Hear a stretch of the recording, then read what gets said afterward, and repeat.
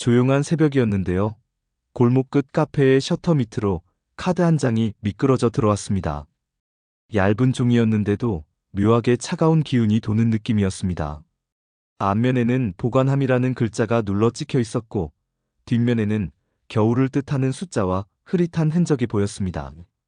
이 지역은 무심코 카드를 집어들었다가 손이 잠깐 굳었는데요. 이유를 알 수 없는데도 가슴이 엇박자로 뛰기 시작했습니다. 그 엇박자는 작은 불안처럼 퍼져나가서 머리와 어깨와 손끝까지 옮겨 붙었습니다. 아무 일도 일어나지 않은 듯 카페는 고요했는데요. 정작 사람들 마음속에서는 보이지 않는 파문이 번지고 있었습니다. 며칠 전부터도 이상한 일이 이어졌습니다. 카페 뒷문 앞에 작은 상자가 한 번, 두 번 놓였습니다.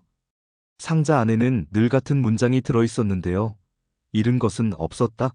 다만 감춰졌을 뿐이다 라는 말이었습니다. 지은호는 그 글을 볼 때마다 왼손 손목을 본능처럼 감싸쥐었습니다. 본인도 왜 그런지 설명하지 못했는데요. 손목을 감싸쥐는 순간마다 어릴 적 냄새 같은 것이 잠깐 스쳐 지나가는 느낌이 있었습니다. 그 느낌은 기분 좋은 추억과는 거리가 멀었습니다. 정확히 무엇인지는 모른 채 어딘가에서 빗장이 반쯤 열린 듯한 낯설기였습니다. 그 낯설미 자꾸 되살아났고, 그래서인지 지은호는 혼잣말이 늘었습니다. 이상해요, 낯설지가 않아요 라고 속삭이며 커피잔을 닫고 스푼을 가지런히 놓고 의자를 바로 세우곤 했습니다.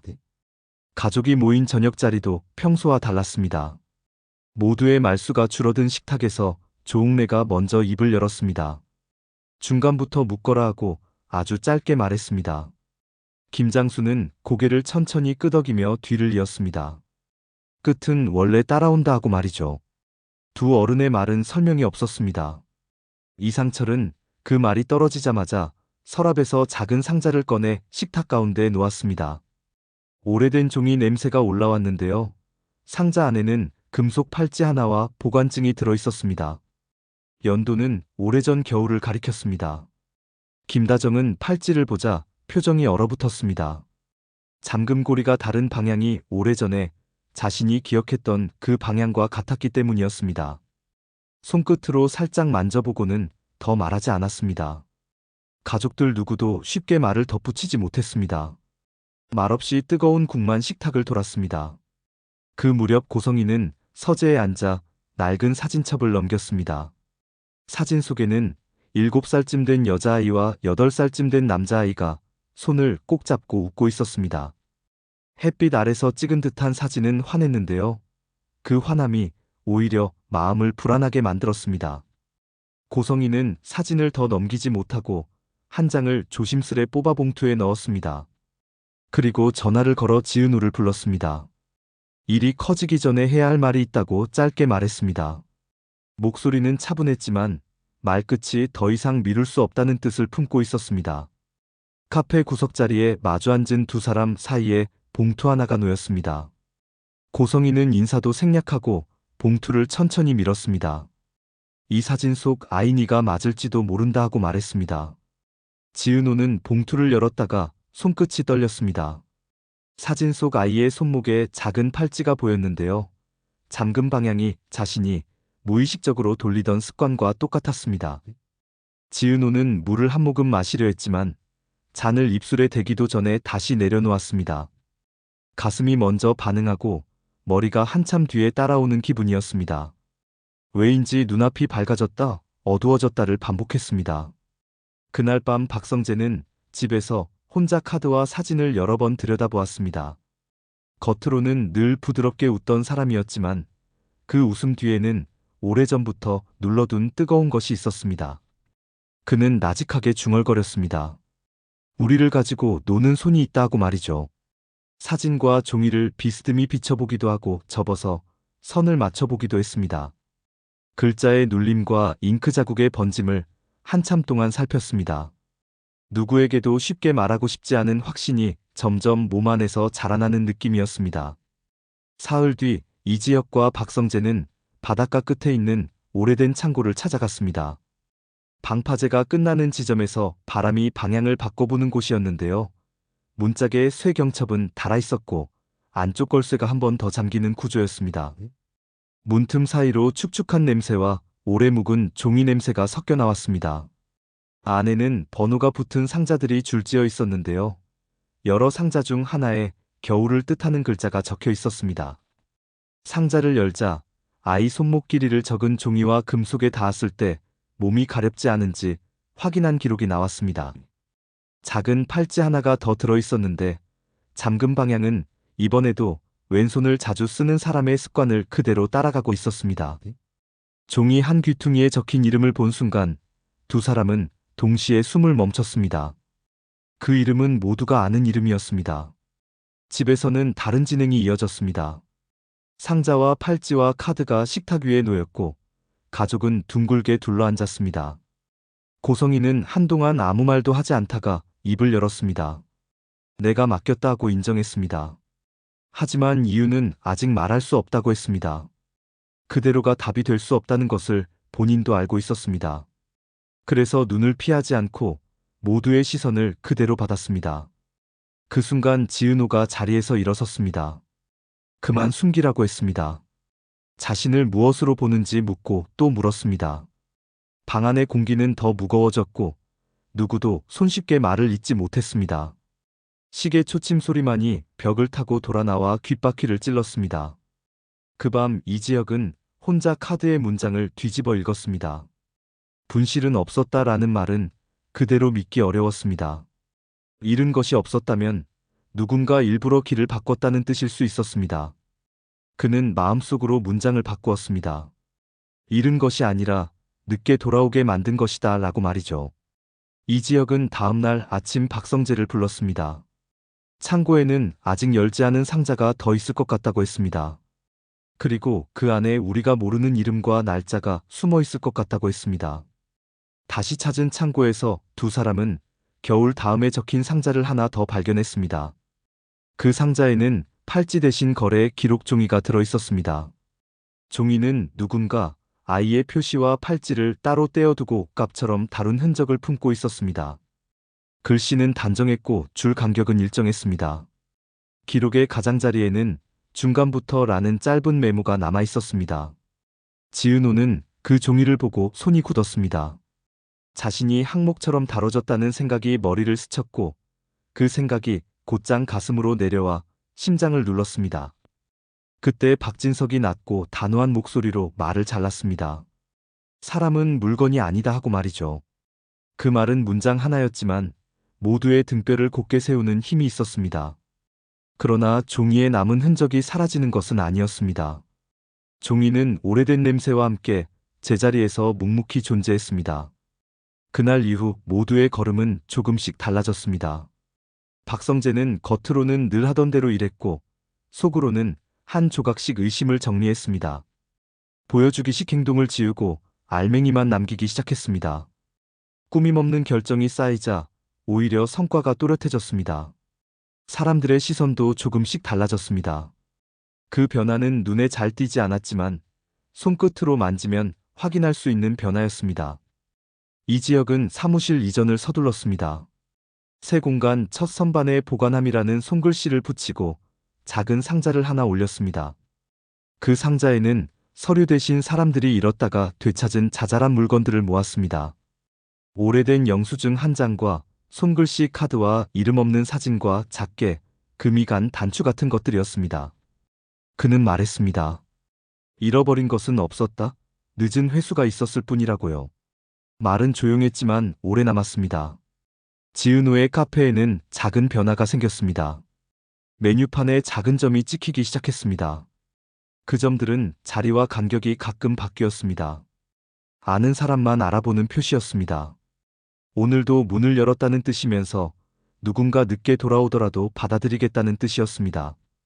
말 대신 점으로 남긴 약속 같은 것이었습니다.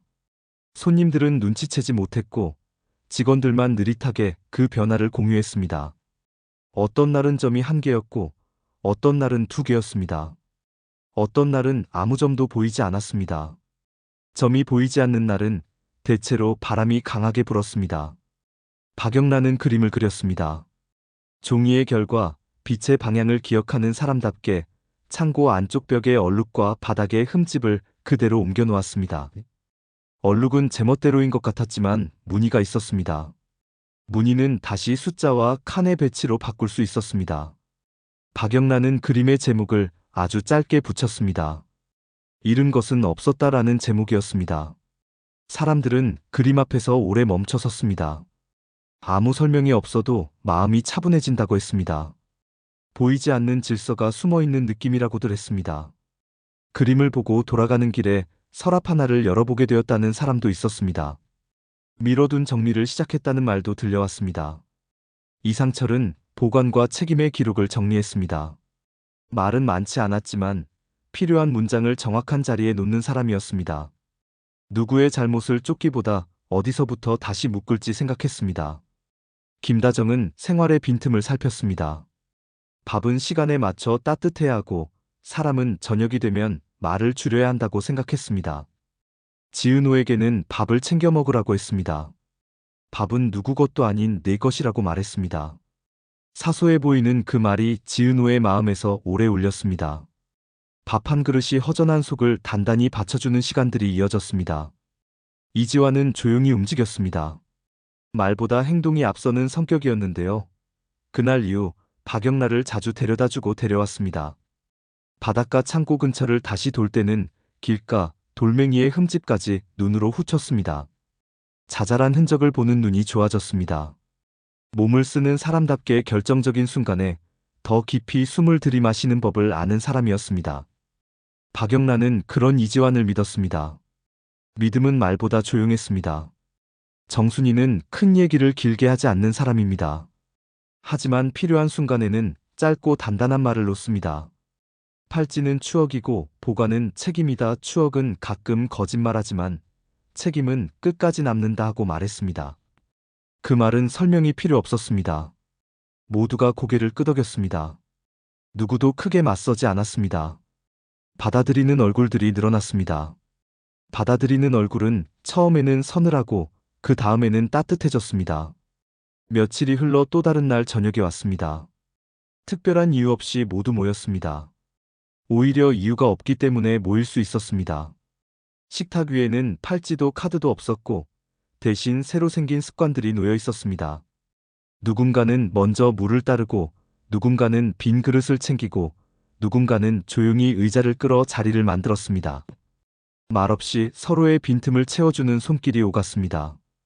그 손길이야말로 가장 오래 남는 화해라는 것을 모두가 어렴풋이 알았습니다. 그날 밤 이지혁이 짧게 말했습니다. 나는 너희를 책임으로 기억하지 않겠다, 선택으로 기억하겠다 하고 말이죠. 지은호는 고개를 끄덕였습니다. 박성재는 잔을 들어 올렸습니다. 이상철과 김다정은 같은 순간에 웃었습니다.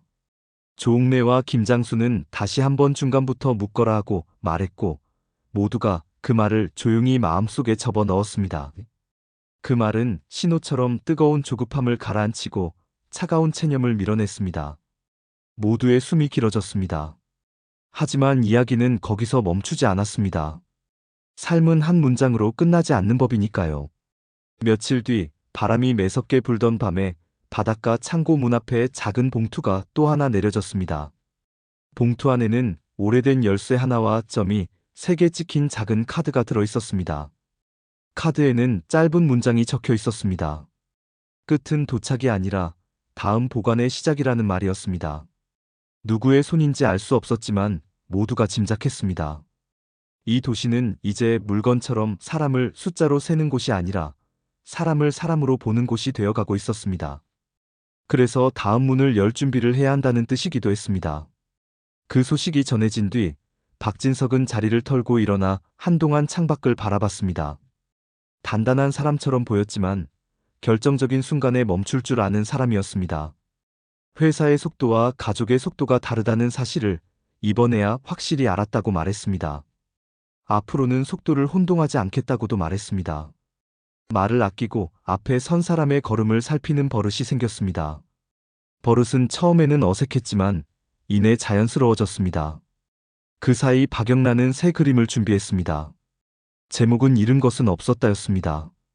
그림 한쪽에는 바람의 방향을 따라 생긴 얼룩이 있었고 다른 쪽에는 작은 점들이 들어 있었습니다. 점들은 규칙처럼 보이다가도 어느 순간 규칙을 벗어났습니다. 보는 사람들은 그 점들 사이로 본인의 기억을 얹었습니다. 누군가는 오래 미뤄둔 서랍을 열어 사진을 꺼내 들었다고 했습니다. 누군가는 모서리가 다른 기록을 빛 아래에 펼쳐보았다고 했습니다. 누군가는 이름을 잊었던 물건을 다시 불러 보관함에 넣어두었다고 했습니다. 보관함은 집 안서랍이기도 했고 마음 한쪽이기도 했습니다. 그날 이후 지강호는 자기 싸움을 시작했습니다. 늘 누나와 비교당하던 마음을 정면으로 마주보기로 했습니다. 변명을 내려놓고 하루에 1시간씩 몸을 쓰고 글을 쓰고 숫자를 정리했습니다. 작은 자격증을 하나 따고 나서도 크게 소리내지 않았습니다. 그날 정순이는 국에 팔을 조금 더 얹어내었습니다. 말은 없었지만 충분했습니다. 말없이 더해지는 그 한 줌의 향이 사람을 움직이게 했습니다. 시간은 흘렀고 또 다른 밤이 왔습니다. 이번에는 카페 앞에 카드가 아닌 작은 공책이 놓였습니다. 공책 첫 장에는 보관은 책임이고 책임은 사람이라는 문장이 적혀 있었습니다. 두 번째 장에는 이름 없는 체크리스트가 있었고 세 번째 장에는 빈칸이 길게 이어졌습니다. 빈칸은 사람마다 다르게 채워질 자리였습니다. 누군가는 거기에 가족의 이름을 적었고 누군가는 오래된 날짜를 적었습니다. 누군가는 바꾸지 못한 습관을 적고 세모 표시를 해두었습니다. 지은호는 공책을 손님이 보지 않는 선반에 올려두고 가끔 꺼내보았습니다. 빈칸은 천천히 채워졌습니다. 다 채우지 못한 날이 더 많았지만 괜찮았습니다. 빈칸은 살아있다는 뜻이었기 때문이었습니다. 어느 날 저녁 고성이가 다시 말을 꺼냈습니다. 내가 한 선택이 잘못이었다 하고 말이죠. 하지만 한 가지는 분명히 하고 싶다고 했습니다. 누군가를 항목으로 만들려는 마음이 어디서 시작되는지 이제 알겠다고 했습니다. 두려움에서 시작된다고 했습니다. 잃을까봐 두려워서 미리 나눠놓고 미리 묻고 미리 값을 매긴다고 했습니다. 두려움은 오래 묵히면 모양을 바꾸어 책임인 척을 한다고 했습니다. 그래서 이제는 두려움부터 먼저 말하겠다고 했습니다. 변명은 하지 않겠다고도 했습니다. 그의 말은 길지 않았지만 달랐습니다. 듣는 얼굴들이 변했습니다. 그 말을 들은 박성재는 더 이상 마음을 숨기지 않기로 했습니다. 나는 지금 서 있는 자리를 보겠다 하고 말했습니다. 너의 출발과 내 출발이 다르더라도 지금의 걸음을 보겠다 하고 말했습니다. 감정은 조용히 정리되었습니다. 오래 붙잡았던 것들이 제자리로 돌아갔습니다. 아픔은 남았지만 아픔이 모두에게 빚이 되지는 않았습니다. 그 차이를 구분하는 밤이 한 번, 두 번 지나갔습니다. 창고에서 마지막으로 남은 상자를 찾은 날은 바람이 적당히 불었습니다. 상자 안에는 새 물건이 없었습니다. 대신 오래된 종이 사이에 짧은 문장이 하나 숨어 있었습니다. 책임은 중간부터 시작한다는 말이었습니다. 시작부터 완벽한 기록은 없으니 중간부터라도 묻고 이어가라는 뜻이었습니다. 모두가 상자를 닫았습니다. 닫는 소리는 작았지만 길게 울렸습니다. 울림은 바닷가를 넘어 도시의 골목까지 따라붙었습니다. 그 뒤로 사람들의 걸음은 조금 더 천천히 조금 더 단단해졌습니다. 누군가는 먼저 손을 내밀었고 누군가는 말을 줄였습니다. 누군가는 기다렸고 누군가는 따라갔습니다. 지은호는 팔찌의 방향을 더는 묻지 않았습니다. 어느 쪽으로 돌려야 하는지보다 누구의 손을 잡아야 하는지가 중요해졌기 때문이었습니다. 손이 흔들리면 놓지 않고 같이 서 있었습니다. 카페 문 앞에는 오늘도 문을 여미되다 라는 짧은 문장이 붙어 있었고 그 옆에는 작은 점이 하나 찍혀 있었습니다. 점은 바람과 날씨에 따라 자리를 조금씩 바꾸었습니다. 보는 이는 거의 없었지만 알고 있는 이들은 그 변화를 마음으로 읽었습니다. 이야기는 아직 끝나지 않았습니다. 누구의 과거는 모서리에서 여전히 살아있고 어떤 기록은 아직 햇빛을 덜 받습니다. 그러나 이번에는 한 가지 약속이 먼저 서 있습니다. 사람을 항목으로 만들지 않겠다는 약속입니다. 그 약속 하나면 늦게 도착한 것들도 제 이름을 되찾을 수 있다는 믿음이 생겼습니다. 믿음은 크고 요란한 말에서 생기지 않았습니다. 낮고 짧은 말과 느리고 단단한 습관에서 생겼습니다. 그래서 내일도 모레도 그 다음 날도 이야기는 아주 천천히 그러나 분명하게 열려 있을 것입니다. 누군가는 또 다른 상자를 열 것이고 누군가는 또 다른 빈칸을 채울 것입니다. 그리고 어느 날 모두가 동시에 알게 될 것입니다. 잃은 것은 없었다는 사실을, 다만 늦게 돌아온 것이 있었다는 사실을, 그 사실 하나면 오늘을 견디기에 충분하다는 것을. 그날 밤 마지막 장면은 조용했습니다. 바닷가 창고 앞에 서 있던 이들이 한 걸음씩 뒤로 물러섰습니다. 문은 닫혔고 자물쇠는 소리 없이 제자리를 찾았습니다. 하늘은 낮게 내려앉았고 파도는 멀리서만 들렸습니다. 누군가 손을 들어 작은 불빛을 가렸다가 내렸습니다. 아무 말도 없었지만 모두가 알았습니다.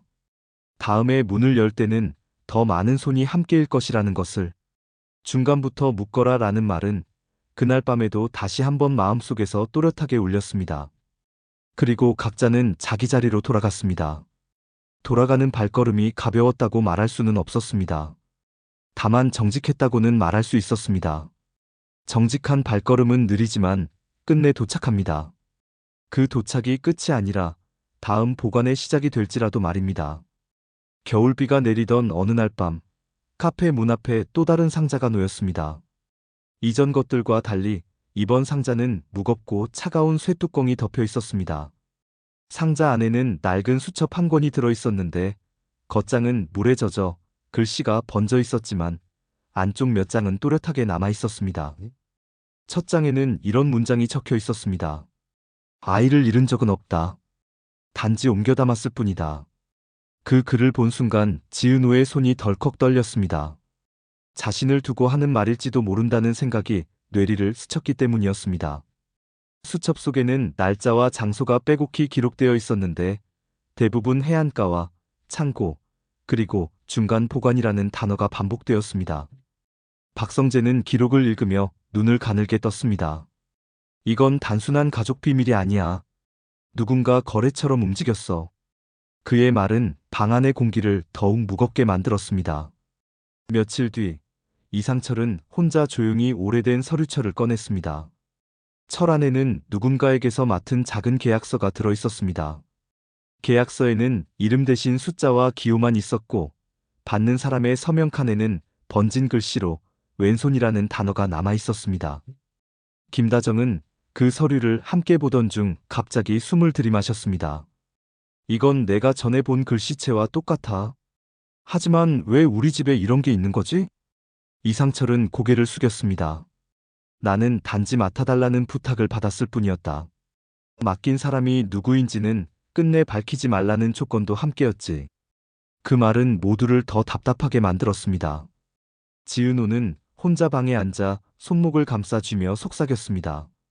내가 누구였는지 정말 모르는 게 맞을까? 아니면 기억을 스스로 지워버린 걸까? 그녀의 눈빛은 흔들렸고 흔들림 속에는 알 수 없는 그림자가 어른거렸습니다. 그리고 또 한 번의 반전은 뜻밖의 곳에서 나왔습니다. 박영란은 작업실에서 그림을 그리다 수첩 속 기록의 글씨를 확대해 보았습니다. 그림에 쓰던 잉크와 비교해 보니 글씨는 단순한 필체가 아니라 의도적으로 기호처럼 설계된 것이었습니다. 줄 간격, 점의 위치, 획의 굵기까지 계산된 흔적이 남아 있었습니다. 이건 단순한 메모가 아니에요. 지도를 암호처럼 바꿔놓은 거예요. 그녀는 작은 스케치북에 점과 선을 이어 그림을 그렸습니다. 그림이 완성되자 바닷가 지도가 드러났습니다. 모두가 숨을 죽였습니다. 지도에 표시된 자리를 찾아간 날, 바람은 거칠었고 파도는 방파제를 세차게 때렸습니다. 그곳에는 오래된 금속문이 하나 있었습니다. 쇠문은 반쯤 녹슬어 있었지만 여전히 단단하게 잠겨 있었습니다. 이 지역은 손전등을 비추며 말했다. 열쇠가 필요해. 지난번 봉투 안에 있던 바로 그 열쇠. 열쇠를 꽂자 잠금쇠가 둔탁하게 돌아갔습니다. 안에는 더 작은 상자들이 줄지어 놓여 있었습니다. 그중 하나를 열자 사진 몇 장이 나왔습니다. 사진 속에는 어린아이가 웃고 있었는데 손목에는 익숙한 팔찌가 보였습니다. 그리고 사진 뒷면에는 짧은 문장이 남겨져 있었습니다. 이 아이는 분실되지 않았다. 다만 다른 이름으로 살아가고 있을 뿐이다. 그 말을 읽은 순간 모두의 눈길이 지은호에게 향했습니다. 지은호는 아무 말도 하지 못한 채 손목을 감싸 쥐었습니다. 손끝이 하얗게 질릴 정도였습니다. 고성이는 숨을 크게 들이켰습니다. 그 아이가 네가 아니었으면 좋겠다고 기도했는데 이제는 모르겠다.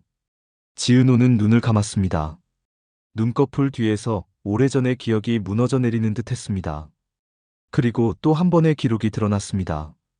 마지막 상자 속에는 오래된 계약서와 함께 또 다른 봉투가 있었습니다.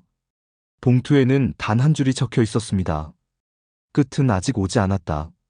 다음 보관이 시작될 뿐이다. 그 순간 모두는 깨달았습니다. 이 이야기는 여전히 끝나지 않았다는 사실을. 카페 앞에는 여전히 작은 점이 찍혀 있었습니다. 하지만 그 점은 이제 단순한 표시가 아니었습니다. 오늘도 열려 있다는 뜻이면서 언젠가 또 다른 상자가 열릴 것을 기다린다는 예고이기도 했습니다. 사람들은 잠시 숨을 고르며 각자의 자리를 지켰습니다. 그러나 마음속 깊은 곳에서는 모두 알고 있었습니다. 아직 드러나지 않은 비밀이 남아있고 그것이 언제든 다시 파문처럼 퍼져나올 수 있다는 것을. 오늘 준비한 이야기는 여기까지입니다. 구독과 좋아요, 알림 설정 부탁드립니다. 끝까지 시청해주셔서 감사합니다.